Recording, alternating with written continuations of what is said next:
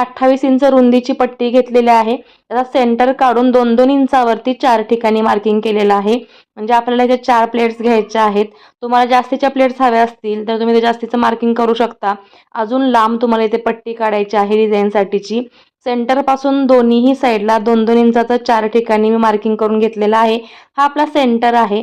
या पद्धतीने सेंटरवरती आपल्याला जी 2 इंचाची मार्किंग आहे तिथे आपल्याला प्लेट्स घालून घ्यायचे आहे. या पद्धतीने नवीन असाल, बिगिनर्स असाल किंवा डायरेक्ट प्लेट्स जमत नसतील तर पिन लावून घेऊ शकता. आता प्रॅक्टिसमुळे आम्हाला इतकंसं पटकन हाताळता येतं. सो इथे मी पिन न लावताच प्लेट्स मारलेल्या आहेत आणि ते आता पुन्हा इथे पिन लावून घेते.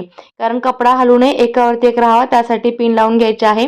तुम्हाला जर इथे प्रत्येक प्लीट हलत असेल तर प्रत्येक प्लीटला तुम्ही ते टाचणी पिन लावून घेऊ शकता. इथे मी 2 पिनमध्ये काम झालेलं आहे. आता या बाजूला सुद्धा सेंटरपर्यंत अपोजिट साईडून सुद्धा आपल्याला प्लेट्स तयार करायच्या आहेत. ज्या पद्धतीने आपण मार्किंग केलेलं